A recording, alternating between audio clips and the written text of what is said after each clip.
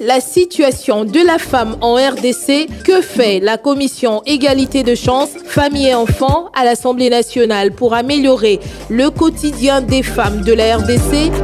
Débat au féminin, on parle ce samedi avec Madame Persine Zouzi, députée nationale et présidente de la commission égalité de chance, famille et enfants à l'Assemblée nationale.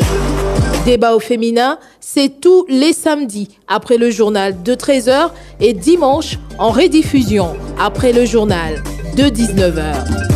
Un nouveau numéro du débat au féminin, amis fidèles auditeurs de Top Congo. Bienvenue à tous. C'est toujours un plaisir de vous savoir nombreux à l'écoute du magazine de la femme sur la fréquence utile. Vous suivez ce magazine tous les samedis après le journal de 13h. Vous pouvez également retrouver ce magazine sur la chaîne YouTube de Top Congo FM. Merci à vous tous qui suivez sur YouTube. Merci à vous qui laissez vos commentaires et vos remarques. Merci de rester là pour encourager ces femmes. Merci d'être là pour écouter ce que ces femmes, ces braves et vaillantes femmes ont à dire pour l'avancement et le développement de la République démocratique du Congo. Nous sommes dans le mois de mars, mois consacré à la femme et à la défense de ses droits. Nous recevons ce jour une autre dame d'exception. Il s'agit de Madame Persine Zouzi, présidente de la commission égalité de chance, famille et enfants à l'Assemblée nationale. Avec elle, nous allons notamment parler de la commission qu'elle préside à l'Assemblée nationale. Qu'est-ce que cette commission fait? Qu'est-ce qu'elle fait en faveur des femmes, des enfants, de la famille?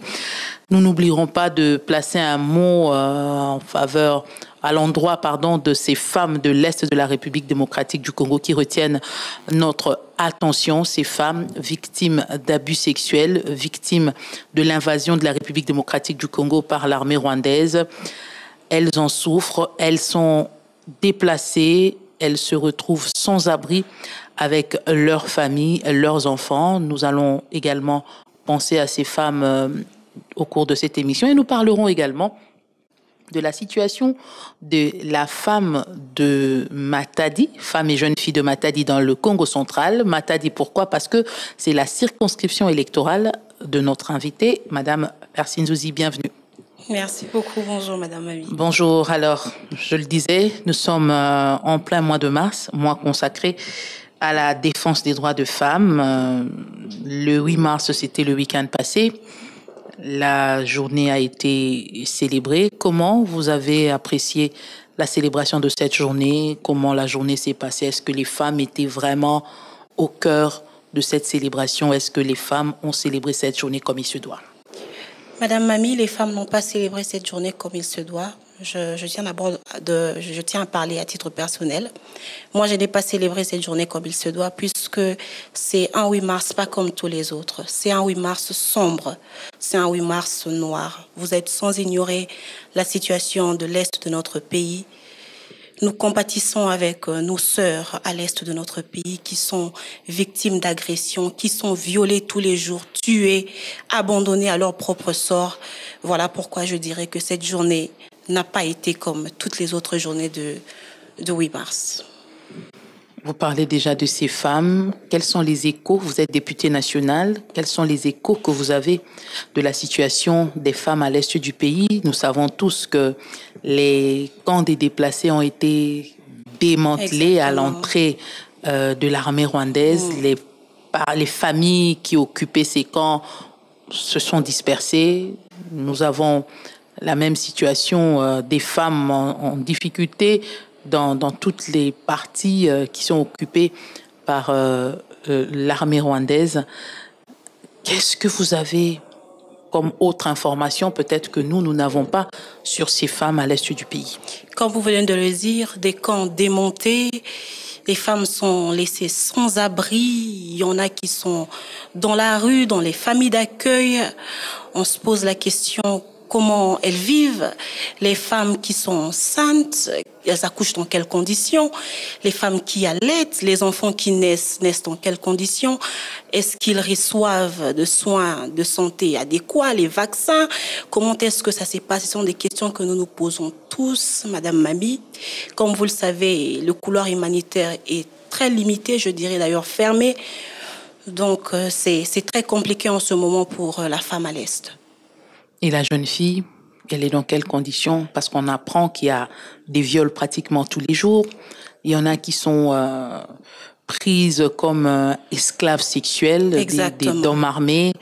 Est-ce que vous pensez à toutes ces femmes au quotidien? Bien sûr que nous pensons à elles au quotidien, et nous savons tous que lorsqu'il y a la guerre, les premières victimes de guerre sont les femmes et les enfants. Nous pensons à elles, voilà pourquoi nous sommes impatients de voir cette guerre-là prendre finalement fin. Nous sommes impatients à ce que les solutions soient trouvées pour que nous puissions directement commencer la réinsertion de ces femmes-là, pour que l'État prenne en charge toutes ces victimes. Des solutions, on espère que le dialogue qui va bientôt commencer, accepté par Kinshasa, va permettre à ce que l'on puisse mettre un terme à ce conflit, à cette guerre. Les femmes parlementaires, est-ce qu'elles ont eu à se réunir, à réfléchir, à voir comment apporter leur soutien, un appui particulier à ces femmes, parce qu'on voit cette mobilisation lancée par le chef de l'État en faveur de la guerre et de toutes ces personnes victimes. Est-ce qu'au niveau du Parlement, les femmes se sont particulièrement organisées pour la prise en charge des femmes de l'Est du pays? Oui, les femmes se mobilisent de plus en plus chaque jour, et surtout que nous sommes au mois de mars. C'est mois qui est consacré à la femme. Nous sommes en train d'organiser des rencontres dans les jours à venir pour que nous puissions ensemble réfléchir sur comment apporter une aide à ces femmes-là qui sont à l'Est, comment mener des plaidoyers en faveur de ces femmes-là qui sont justement à l'Est de notre pays. Ça fait partie des initiatives parlementaires. Ça fait partie des initiatives parlementaires, mais également ça fait partie de nos prérogatives en tant que commission égalité de chances famille et enfants. On va parler de la commission dans les minutes qui viennent. Le thème retenu pour la célébration de la journée du 8 mars 2025 en République démocratique du Congo était ou est, parce que c'est le thème pour tout le mois, oui. La femme au centre de toutes les ambitions. Un thème qui n'a pas fait l'unanimité. Pourquoi?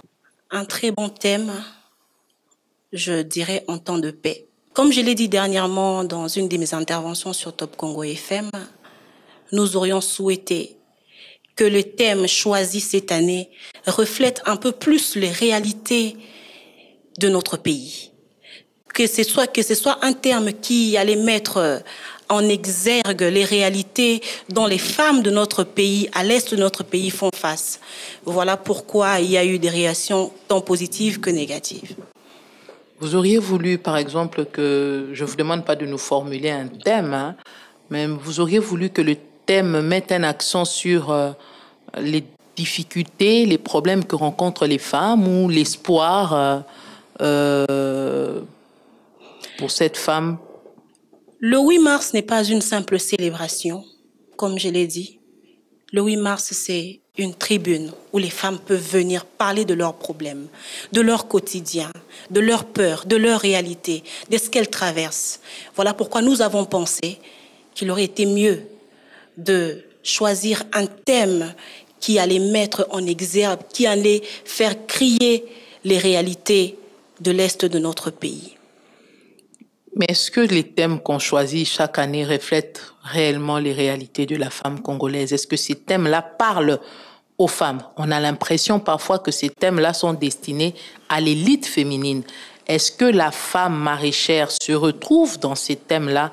Est-ce que ces femmes qui n'ont pas eu à beaucoup étudier se retrouvent dans les thèmes qui sont chaque fois retenus pour la célébration des journées du 8 mars? Je pense que oui, ce thème-là, tout le monde peut se retrouver dans ce thème, mais tout dépend de comment il est expliqué. Et même le thème de cette année reflète les réalités de notre pays. Mais seulement, comme on le dit, lorsque un membre du corps souffre, c'est tout le membre qui doit souffrir avec. Voilà pourquoi nous aurions préféré que le thème puisse beaucoup plus refléter les réalités de l'Est de notre pays. Donc, soit formulé autrement. Exactement, soit formulé autrement, par exemple. Mais sinon, c'est un thème qui rencontre généralement les réalités, mais seulement qui n'est peut-être pas bien vulgarisé pour que tout le monde se retrouve en fait dans ce thème. Mais si je pense que tout le monde peut se retrouver, il suffit juste de mieux communiquer, de mieux vulgariser ce thème. Qu'est-ce qui vous vient à l'esprit à chaque fois que vous voyez, durant le mois de mars, ces femmes qui continuent de penser que 8 mars, c'est port de pagne, c'est même certains hommes qui, quand ils rencontrent des femmes qui ne sont pas vêtues en pagne, sont scandalisés. Et qu'est-ce qui vous vient à l'esprit? Même sur les réseaux sociaux, je suis tombée sur la vidéo d'une dame qui disait 8 mars, Yango Ezali fait il y a femme mariée, célibataire et talibinoté. Vous avez cette commission, on va parler de la commission, mais qu'est-ce qui vous vient à l'esprit quand vous entendez ce genre de réflexion où on continue, malgré tout ce qu'il y a eu comme campagne, on continue de relier 8 mars au port du pagne et très rarement au thème? C'est vrai, c'est une réalité. Je pense que cette date a été très mal comprise, cette journée a été très mal comprise. Voilà pourquoi je pense qu'il serait nécessaire de refaire des sensibilisations, des campagnes de sensibilisation pour que la femme à tous les niveaux comprenne que cette journée, c'est une journée des droits des femmes et non tout simplement journée de la femme, comme on le dit vulgairement dans les quartiers. On voit plusieurs d'ailleurs poster les vidéos, les photos de leur mère, de leur grand-mère. On se pose la question, mais est-ce que c'est la fête de mère ou c'est vraiment une journée où les femmes doivent réfléchir sur leurs problèmes et essayer de trouver des solutions à leurs problèmes? Donc là, c'est encore un problème de vulgarisation. Je pense que nous devons essayer de revenir en arrière et vraiment partir à zéro. Essayer de réexpliquer cette journée à nos femmes. Et je pense qu'au fil du temps, elles finiront par comprendre. Et les écoles qui, pour ces journées, demandent aux filles de mettre des tenues en pagne. Est-ce que les écoles aident à la compréhension de la journée ou les écoles aident aussi à ceux que l'on ne comprenne pas vraiment le sens de cette journée? Certaines écoles en tout cas. Le côté panne ne pose pas problème. Moi d'ailleurs, j'aime bien ce côté-là. Ça nous aide à garder une certaine culture parce que de nos jours, il y a des jeunes filles qui ne connaissent même pas le double pagne. Donc ça nous aide un peu à garder cette culture, la culture africaine, maman liputa, mais seulement ça ne doit pas se limiter à ça. C'est au-delà du fait de mettre un pagne. Donc, je pense que les écoles doivent beaucoup plus se concentrer sur des campagnes de sensibilisation, des conférences. Je pense que c'est dans ce sens-là qu'ils pourront aider les élèves à mieux comprendre cette journée. On ne va pas trop s'attarder sur la journée du 8 mars qui est déjà passée, bien qu'on reste dans le mois de mars consacré à la défense des droits des femmes. On va parler de votre commission, madame. Vous êtes présidente de la commission égalité de chances, famille et enfants à l'Assemblée nationale. Quel est le rôle de votre commission? Est-ce que vous pouvez nous expliquer un peu ce que vous faites au sein de cette commission? Déjà, j'aimerais expliquer c'est quoi une commission, parce que c'est une question qui revient généralement. On parle de commission, c'est quoi une commission? Elles servent à quoi les commissions? Alors, selon les règlements intérieurs, une commission, c'est un groupe technique de travail de l'Assemblée nationale chargé d'examiner les questions soumises à leur délibération par la plénière ou par le bureau. Et s'il faut parler de la commission genre famille et enfants, cuisine. On peut vous appeler comme ça, cuisinier. Bolambaka avant de présenter la plénière. Exactement. Voilà. Si on peut le mettre comme ça, en tout cas. Matière selon thématique, selon secteur qui sont en lien avec les différentes commissions. Exactement. D'accord. Et en ce qui nous concerne, nous sommes la commission genre, famille et enfants. C'est comme ça, c'était l'ancienne appellation de la commission. Aujourd'hui, on l'appelle égalité des chances, famille et enfants. Pourquoi ce changement de nom? Je pense que c'est juste une nouvelle appellation qui ne change vraiment pas le rôle de la commission. Les missions sont les mêmes. Les missions sont les mêmes, c'est juste une nouvelle appellation. Voilà. On a voulu juste enlever ces caractères genre. C'est comme ça qu'on l'appelle égalité des chances, famille et enfants. Qu'est-ce qu'on doit comprendre par égalité de chances? Alors, nous sommes cette commission c'est nous qui examinons toutes les questions du genre, toutes les questions, toutes les propositions de loi ayant trait avec le genre passent par notre commission. Donc, c'est un peu ça le... Vous avez aussi enfants et... Famille et enfants, exactement. Enfants. Donc, tout ce qui a à voir avec la protection de l'enfant, la famille, tout ça passe par notre commission. Est-ce que vous avez beaucoup de travail, beaucoup de textes, des propositions des lois qui viennent en faveur des femmes, des enfants, de la famille? Oui, jusque-là, pas beaucoup, mais les députés sont en train de travailler et je vous rassure que dans cette nouvelle session que nous allons commencer, il y aura de plus en plus de propositions de loi allant dans le sens de la famille, de la femme et de l'enfant. Donc, nous aurons beaucoup plus de travail durant cette session de contrôle parlementaire que nous allons commencer déjà ce samedi. Vous êtes présidente à la tête de cette commission. Est-ce que vous avez déjà identifié les problèmes majeurs auxquels font face les femmes congolaises, les enfants congolais, les familles congolaises qui doivent avoir des réponses urgentes? Oui, exactement. C'est notre travail. Nous réfléchissons sur des solutions. La famille, c'est vraiment l'organe des bases. Et la famille est confrontée à beaucoup de difficultés, la femme également, l'enfant. Et ensemble, avec les collègues de la commission, nous réfléchissons et nous menons plusieurs plaidoyers pour justement trouver des solutions aux problèmes auxquels font face la femme, l'enfant et la famille. Les problèmes auxquels, si on prend comme ça la femme fait face à quel problème aujourd'hui en République démocratique du Congo? Par exemple, actuellement, s'il faut parler maintenant, je parlerai d'abord de l'Est de notre pays. La guerre de l'Est, c'est ça qui est notre priorité. Trouver des solutions pour ces femmes-là qui sont victimes de viols, des guerres à l'Est de notre pays. Et les enfants? Les enfants, il y a beaucoup de problèmes, notamment le phénomène Kuluna, il y a les enfants de la rue, il y a... Donc voilà. Tout ça, c'est votre commission. Tout ça, c'est notre commission. Donc, est-ce qu'on peut déjà... L'éducation de l'enfant, tout ça. Est-ce qu'on peut se réjouir et dire qu'il y aura un député qui va réfléchir sur une proposition de loi comme ça, sur comment gérer ou comment réinsérer tous ces jeunes qui s'illustrent dans le banditisme urbain communément appelé Kuluna? Est-ce qu'il y a déjà des textes allant dans ce sens où on peut Oui, il y a déjà des députés qui sont en train de travailler dans ce sens-là, qui m'ont d'ailleurs approché et m'ont parlé.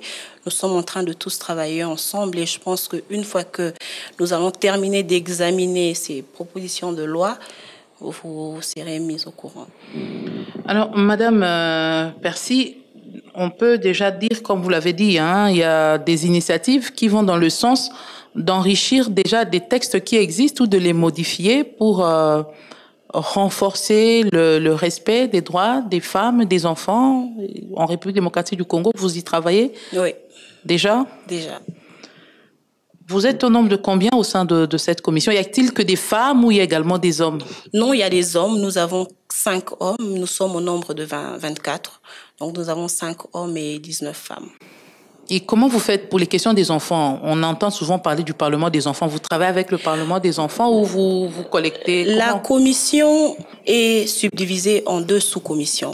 Nous avons la sous-commission genre et nous avons la sous-commission famille et enfants. La sous-commission famille et enfants est cette sous-commission qui prend en charge toutes les questions concernant la famille et les enfants. C'est eux qui travaillent sur ces questions et après, c'est tous les députés de la commission qui... Ils travaillent maintenant sur ce texte-là. Ensemble, oui. Ensemble. Alors, Madame Percy, on a tendance au niveau de la cité de penser que les femmes parlementaires sont juste des figurantes, elles ne parlent pas, elles ne prennent pas la parole. Vous qui êtes là à l'Assemblée nationale de cette nouvelle législature, pourquoi les femmes ne parlent pas? Où vous n'avez peut-être pas des choses à dire? Les femmes de l'Assemblée nationale, les femmes députées parlent. Bien sûr que nous parlons. Moi, je parle et mes collègues parlent aussi. Mais seulement que ça ne peut pas être la même chose. Le nombre ne peut pas être le même parce que le pourcentage de la femme à l'Assemblée nationale est de 13%. Et le reste, c'est les hommes. Je crois qu'il y a à peine 73 femmes au Parlement. Alors, c'est tout à fait normal qu'on ait l'impression que les femmes ne parlent pas. Et nous sommes subdivisés par groupe parlementaire. Moi, par exemple, dans mon groupe parlementaire, il n'y a que 2 femmes. Alors, s'il faut donner la parole à une femme par session, par journée, vous comprendrez que ce soit normal qu'il y ait beaucoup plus d'hommes qui interviennent que les femmes. Et quel est le rôle de la femme parlementaire? Elles font quoi généralement? Mais c'est le même rôle de l'homme parlementaire, c'est le même rôle, le rôle du député. C'est ça le rôle de la femme parlementaire. Il s'agit de légiférer, de contrôler le gouvernement et de représenter la population. Voilà le rôle de la femme députée. Il y a combien de femmes présidentes des commissions? Il y a 2 femmes présidentes, je dirais 3. Moi, je suis présidente de la commission égalité de chances famille et enfants. Il y a une présidente à la tête de la commission de l'environnement et il y a également une femme à la tête du comité de sages. Et pourquoi on n'envoie pas les femmes PAJ là-bas? Défense, pourquoi on ne met pas des femmes? Je pense que c'est parce que jusque-là, il n'y a pas eu de femmes candidates pour ce poste.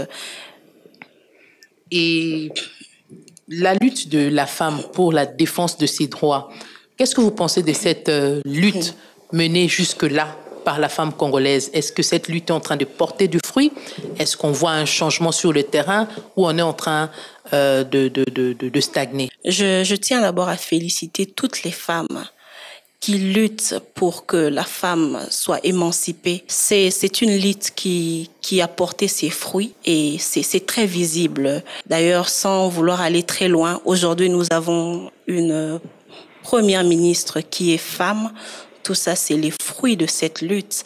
Et nous voyons de plus en plus les femmes dans les institutions de l'État occuper des grands postes dans les institutions de l'État. Et nous continuons à nous battre pour qu'il y ait de plus en plus dans les entreprises publiques, dans tous les secteurs. Et même aujourd'hui, à l'Assemblée nationale, sur les 7 postes du bureau de l'Assemblée nationale, nous retrouvons 3 femmes, une au poste de questeur adjointe, rapporteur adjointe, et nous nous battons pour que dans les années qui viennent, pourquoi pas une femme à la tête de l'Assemblée nationale. Il y a déjà eu Janine Mabunda, vous voulez avoir une autre femme? Exactement, pourquoi pas. Alors, on va parler de ces enfants, ces jeunes qui vous tiennent à cœur. Ce sont ces jeunes enfants, ces jeunes filles, ces jeunes garçons de Matadi, votre circonscription électorale. Comment on peut décrire leur vie, leurs conditions de vie? Les enfants de Matadi, c'est des enfants comme tous les autres enfants. Mais lorsqu'on parle de l'enfant à Matadi, j'aime beaucoup plus parler de la jeune fille matadienne, puisque ça a toujours été mon combat. Je travaille beaucoup je suis présidente de la commission genre, je travaille beaucoup avec les femmes.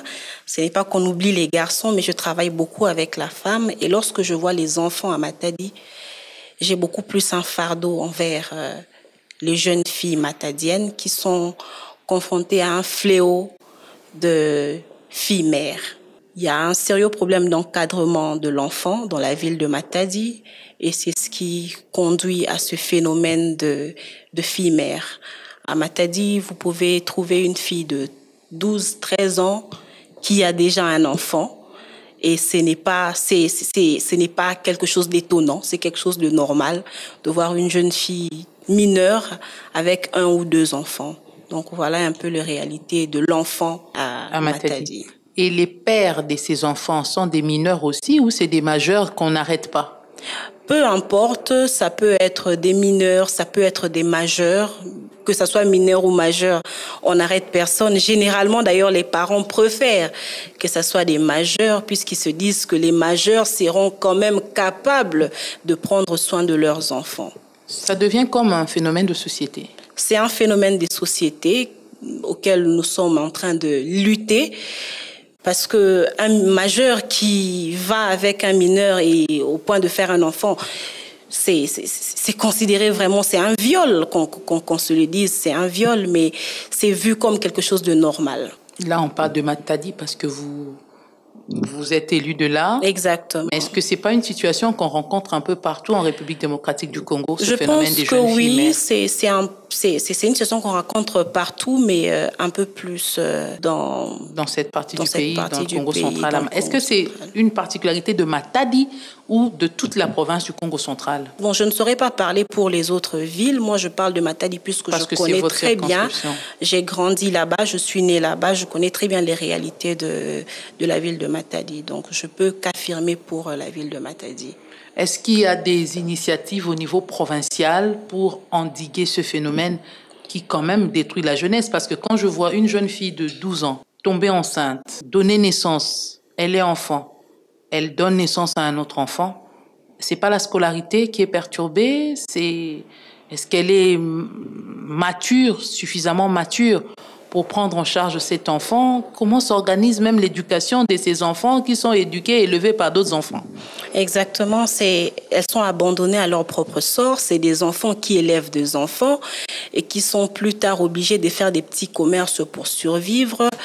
La province essaye de faire de son mieux pour encadrer ses enfants en organisant des campagnes de sensibilisation pour que la jeune fille apprenne à se protéger, pour prévenir ces genres de choses dans les futurs.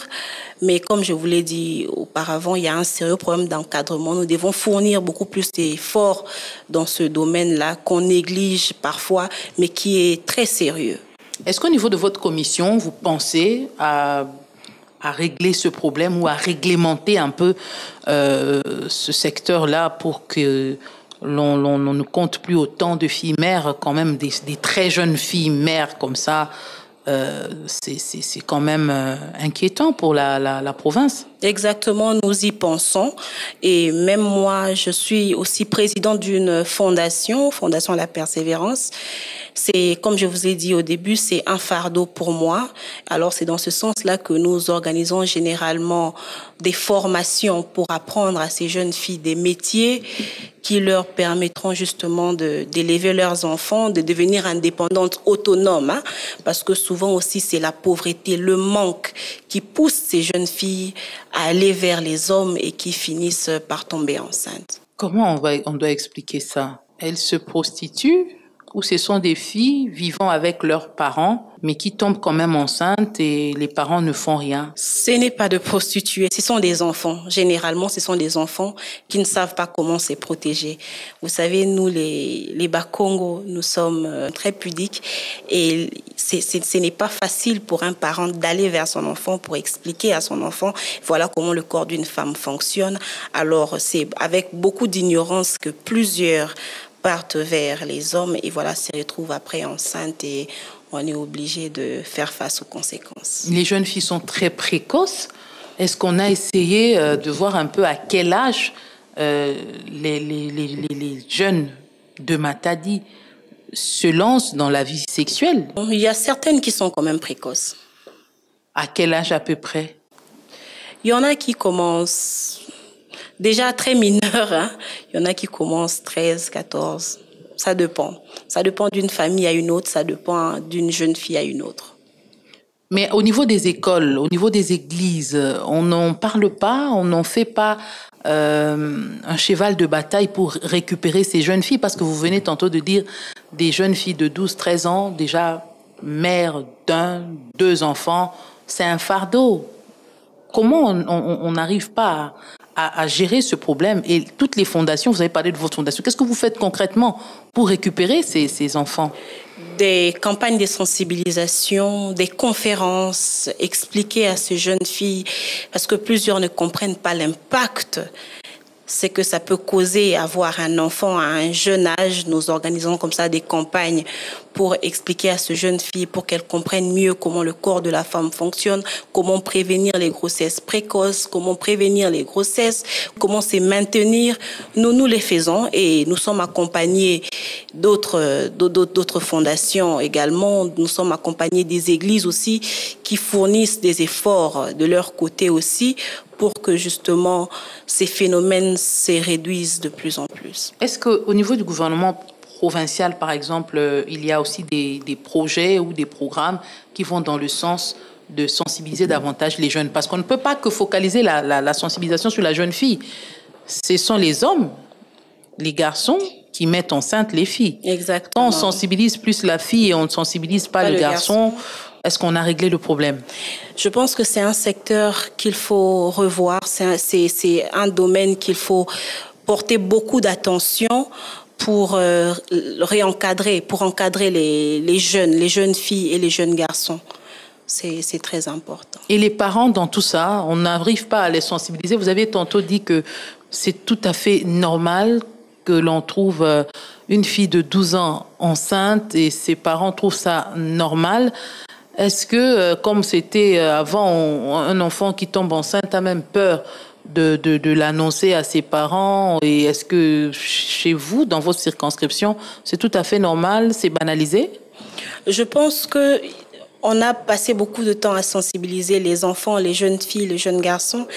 Il est maintenant temps de commencer aussi à sensibiliser les parents pour que les parents comprennent qu'il y a des choses qu'ils trouvent normales, comme je venais de vous le dire. On peut trouver normal qu'un majeur puisse enceinter une mineure. Il faudrait que les parents comprennent que c'est un viol. Et personne ne va en justice pour dénoncer le viol? Généralement, non. Est-ce que les parents savent déjà que si un majeur a des relations sexuelles avec une mineure, ça équivaut à un viol parce que l'enfant n'est pas consentant, ou on peut même pas parler de consentement pour des mineurs? Oui, il y en a qui le savent, mais ils se disent que, étant majeur, il sera à mesure de prendre soin de notre fille, il sera à mesure de prendre soin de son enfant. Autant mieux les laisser comme ça qu'aller chercher des histoires. Ça veut dire que c'est quelque peu encouragé par les familles aussi? Quelque peu, oui. Et vous êtes élu de là. Qu'est-ce que vous comptez faire en tant qu'élu pour que les choses changent? Voilà pourquoi notre commission travaille beaucoup dans ce sens-là pour justement proposer des lois qui travailleront à l'amélioration des conditions de la jeune fille. Est-ce qu'on rencontre aussi beaucoup de cas d'avortement précoce, d'avortement clandestin? Oui, mais pas très souvent. Beaucoup plus préfèrent accoucher que avorter. Mais ça arrive aussi que les jeunes filles avortent et dans des très mauvaises conditions. Il y en a qui attrapent les infections, il y en a qui y passent d'ailleurs. Je veux comprendre. Ces filles enceintes continuent d'aller à l'école ou carrément arrêtent de se scolariser? Généralement, elles arrêtent. Une fois qu'on a un enfant, la fête est finie, on reste à la maison, on est grande, on n'est plus un enfant, on cherche à se débrouiller pour prendre soin de soi-même et prendre soin de son enfant. Généralement, les parents refusent d'ailleurs de payer les frais. Une fois que tu tombes enceinte, voilà, papa dit, je pense que tu es assez grande maintenant. Si tu sais faire des enfants, tu sais aussi prendre soin de toi-même. Il n'y a plus d'école pour toi, tu pourras rester avec moi ici à la maison. Mais voilà, cherche un travail ou un petit job, cherche à vendre quelque chose pour prendre soin de toi et élever ton enfant.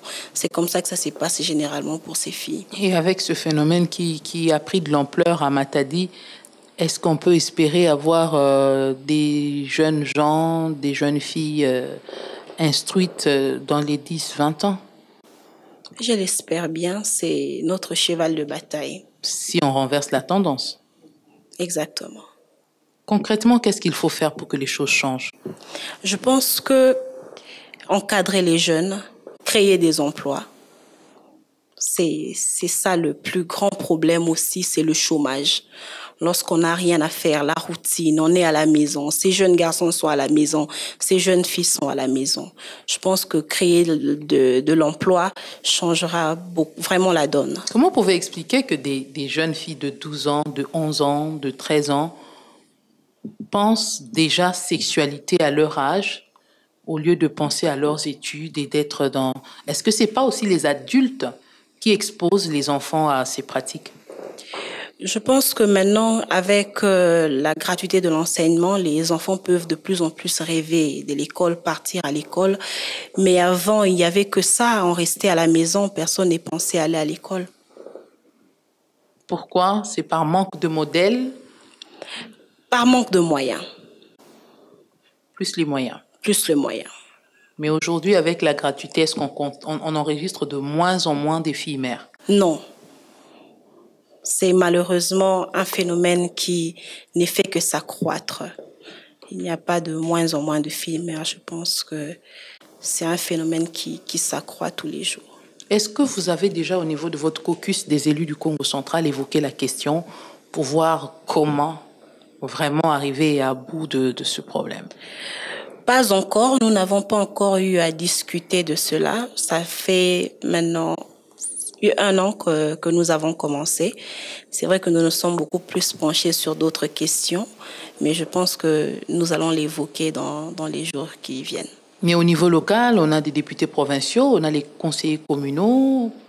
Est-ce que vous pensez les mettre aussi à contribution pour davantage sensibiliser?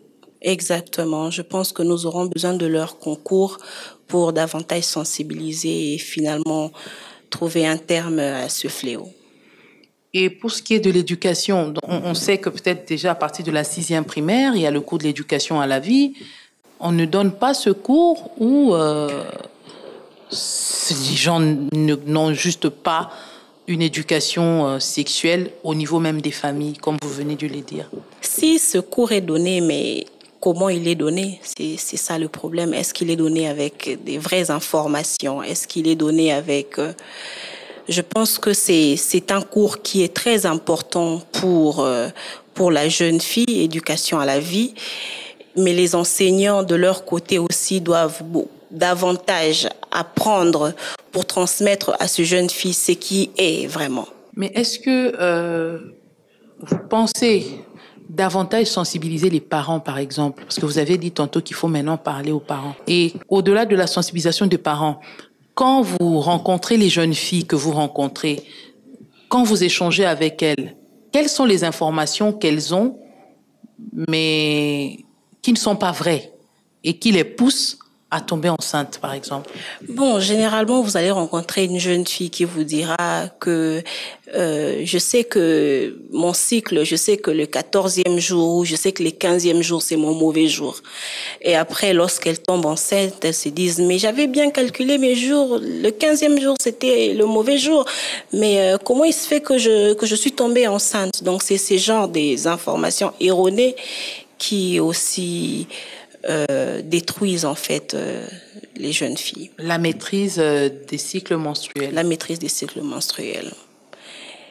Et à part ça, il y a quelle autre information que les jeunes ne maîtrisent pas? Je pense que pour les jeunes filles, c'est beaucoup plus la maîtrise du cycle menstruel. Aussi les méthodes. Contraceptives? Exactement.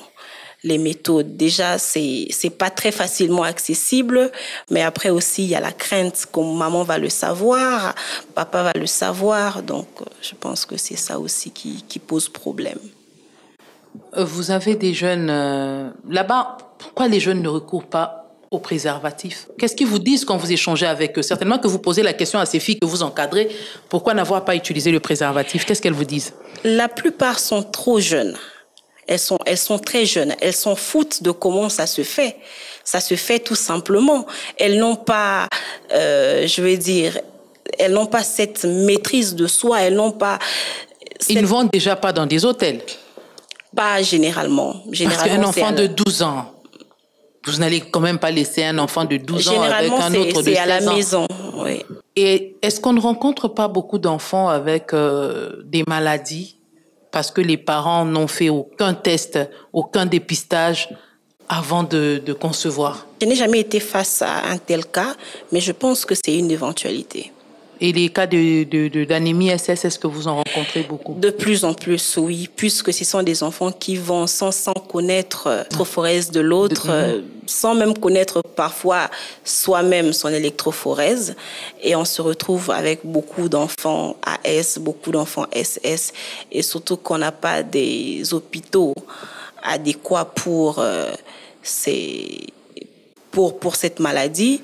Il y a de plus en plus de crises, de plus en plus de morts. Nous sommes au mois consacrés aux droits de la femme. Qu'est-ce que vous direz au gouvernement national, au gouvernement provincial du Congo central et peut-être à vos collègues députés élus du Congo central pour faire face à ce problème de société qui secoue quand même la jeunesse, les jeunes filles de Matadi? Oui, c'est exactement. C'est un problème qu'on minimise. On se dit peut-être que ça ne fait pas partie des priorités, mais ces enfants qui accouchent des enfants qui ne vont peut-être pas à l'école un jour deviendront sûrement un problème pour le pays.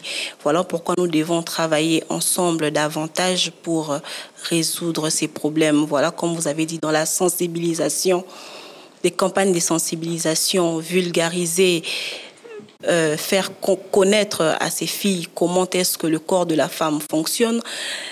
Ce n'est pas des sujets tabous. Il faut qu'on en parle. Et même vous aussi, en tant que journaliste, il faut que vous en parlez. Il faut qu'on en parle pour que, avec le temps, nous puissions finalement trouver des solutions.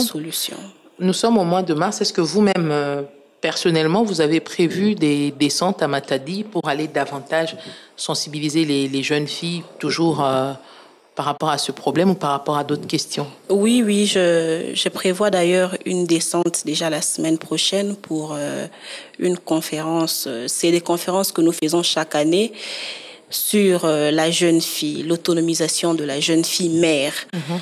Et c'est dans ces campagnes-là, dans ces conférences-là que nous distribuons aussi des kits, des protections, des kits de contraception. Nous comptons les faire déjà la semaine prochaine. Des kits de contraception que vous distribuez, est-ce que les jeunes utilisent ou ils prennent juste, ils vont garder? Vous faites le suivi pour savoir s'ils ont utilisé? Avec celles qui sont membres de notre fondation, le statistique a prouvé que depuis que nous avions commencé ces campagnes de sensibilisation et conférences, il y a de moins en moins de grossesses. Vous les faites avec des équipes médicales? Exactement, nous les faisons avec des gynécologues que nous trouvons là-bas sur place et d'autres d'ailleurs qui nous suivent, qui sont ici à Kinshasa, qui nous suivent à Matadi. Le contenu de ces échanges avec les jeunes filles, les jeunes garçons tourne autour de quoi exactement? Lorsqu'on arrive, généralement, c'est l'autonomisation d'abord, parce qu'on a compris qu'il y a un sérieux problème de pauvreté qui pousse ces jeunes filles à aller dehors. Donc, nous apprenons ces jeunes filles à être autonomes. Nous apprenons des métiers, notamment la coiffure, la couture. Et c'est après ces échanges sur l'autonomisation de la femme que nous parlons maintenant du fléau fille-mère. Pourquoi vous êtes fille-mère? Qu'est-ce qui est arrivé? Qu'est-ce qui n'a pas marché? Et c'est là que les médecins prennent parole pour expliquer le corps de la femme. Comment est-ce que le corps de la femme fonctionne? Qu'est-ce qu'il faut? Qu'est-ce qu'il ne faut pas faire? Qu'est-ce que vous risquez lorsque vous allez comme ça sans connaître votre partenaire à un si jeune âge? Les risques des cancers, cancer du col d'utérus, etc. C'est comme ça que ça se passe généralement. Et après, il y a une distribution des kits, les préservatifs et d'autres méthodes de contraception. Est-ce que vous laissez aussi à ces jeunes le temps de poser des questions pour davantage comprendre ce qui leur a été dit? Exactement, nous laissons le temps à ces jeunes de poser et les jeunes sont remplis d'imagination, posent beaucoup de questions et avec les médecins, nous sommes à mesure de répondre à ces questions. Quelles sont les questions qui reviennent le plus quand les jeunes prennent la parole? Généralement, c'est: est-ce que vous pouvez m'expliquer comment calculer mes dates? En tout cas, ça, c'est la question qui ne manque jamais. C'est une question qui revient tout le temps. Et exactement. Et on leur dit que les cycles d'une femme n'est pas forcément les cycles de l'autre. Ça dépend d'une femme à une autre. Et voilà, c'est Vous le faites en Kikongo, en Lingala, en français? On les fait généralement en Lingala. On peut commencer en français, Kikongo, mais en tout cas, c'est beaucoup plus en Lingala que nous le faisons pour faciliter la compréhension. Et est-ce qu'ils sont réceptifs? Est-ce que vous avez constaté que quand même les lignes commencent à bouger? En tout cas, pendant ces conférences, nous recevons plus de 1000 jeunes filles mères. Et souvent même la salle est très petite. Elles veulent apprendre. Elles ne veulent plus tomber dans les mêmes erreurs. Donc, elles viennent pour apprendre. Généralement, c'est des jeunes filles qui veulent apprendre. Mais seulement, elles n'ont pas l'opportunité. Elles n'ont pas forcément des personnes qui viennent vers elles pour expliquer comment ça se passe. Mais lorsqu'on lance un appel, elles répondent toujours positivement. Vous ne pensez pas que ce problème doit être désormais porté au niveau national et être vraiment prise en charge au niveau national? Je pense que oui, c'est un problème qui doit être porté au niveau national et nous, en tant que députés, nous ne ménageons d'aucun effort. Nous travaillons d'arrache-pied pour que ces problèmes-là trouvent des solutions. Vous parlez peut-être de Matadi parce que c'est votre circonscription. Exactement. Mais au niveau de votre commission, cette question de l'autonomisation des jeunes filles mères fait partie des urgences, fait partie des priorités. Maintenant que c'est le mois de la femme, nous allons beaucoup plus encore parler de la femme, parler des problèmes que les femmes congolaises rencontrent en général. Mais moi, je parlerai en particulier de la ville de Matadi, les problèmes qu'elles rencontrent pour qu'ensemble, avec les collègues, nous puissions réfléchir à des solutions. Quel serait votre mot pour conclure aujourd'hui? Je demanderai à toutes les femmes d'être solidaires. Soyons unis autour du chef de l'État pour que nous puissions retrouver la paix dans notre pays. Et à ces jeunes filles qui ont eu des enfants à très bas âge, qui pensent que c'est fini pour elles, elles n'ont plus de chance, elles ne peuvent plus être réinsérées dans la société. Qu'est-ce que vous leur direz? Je pense qu'elles doivent travailler. Elles doivent travailler, elles ne doivent pas s'arrêter, elles ne doivent pas se dire que maintenant que j'ai un enfant, c'est fini pour moi. Elles doivent travailler et elles ne doivent plus retomber dans les mêmes choses. Est-ce que les jeunes filles ont besoin d'encadrer en tout cas, oyo ya fondation na biso toza na maîtrise na bango pe toyebi bango. Pe toza na ndenge to sololaka na bango. Bakoyi na ba avortement clandestin te? Ça seulement je ne peux pas le dire, j'espère que non. Mais oyo toyebi, en tout cas même les parents reviennent vers nous pour nous remercier. Pour dire que en tout cas maman na lolenge bomemela ki makambo bosungi mwana. Et banango ba ozongaka na ba classe topé ceux qui a boti penza classe finie terminée. En tout cas ceux qui a boti pour la plupart ceux qui a boti fini terminé parce que bon elles se disent na bota qui peut-être à l'âge de 15 ans j'ai pris 5 ans pour élever mon enfant. Na komi na 20 ans na ozonga na classe nini. Donc c'est comme ça que nous les encadrons avec des métiers tels que la coupe-couture, comme je vous ai dit. Est-ce que boza na ba centre de formation professionnelle ebele na Matadi pour na réinsertion ya bana wana? Ba centre de formation ezali mais eza ebele te. Bana wana baleki ebele mingi par rapport ya ba centre de formation. Et est-ce que bango pe nyonso baza na accès na ba centre de formation ngo? La plupart, ce sont les fondations qui viennent avec centre de formation. Et nous, avec notre fondation, c'est vraiment gratuit. Hein. Les jeunes filles peuvent venir et apprendre gratuitement. Mais il y a d'autres fondations qui imposent des conditions telles qu'il faut qu'on foute à Mbongo Boye. Et généralement, ces jeunes filles qui ont accouché, qui sont abandonnées à elles-mêmes, n'ont pas des moyens de subvenir, de payer pour ces cours. Donc c'est aussi un autre chantier sur lequel il faudra. C'est aussi un autre chantier sur lequel il faudra travailler. Pencher. Exactement. Qu'est-ce qu'on peut attendre de votre commission durant cette nouvelle session qui commence? Englober la situation, chercher à identifier un peu les vraies causes de ce problème à travers le pays. Comme je vous l'avais dit précédemment, actuellement, la priorité de priorité, c'est la réinsertion de la femme à l'est de notre pays. Où il y a également aussi beaucoup de jeunes filles qui sont tombées enceintes pour des cas de viol. Exactement.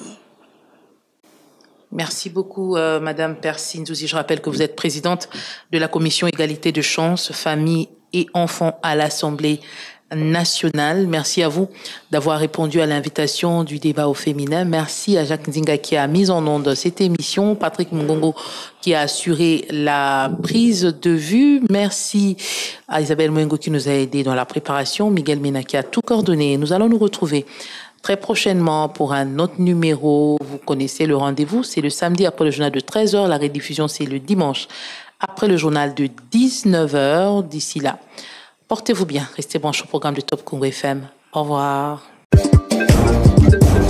Quelle est la situation de la femme en RDC? Que fait la commission égalité de chances, famille et enfants à l'Assemblée nationale pour améliorer le quotidien des femmes de la RDC? Débat au féminin, on parle ce samedi avec Madame Persine Zouzi, députée nationale et présidente de la commission égalité de chance, famille et enfants à l'Assemblée nationale. Débat au féminin, c'est tous les samedis après le journal de 13h et dimanche en rediffusion après le journal de 19h.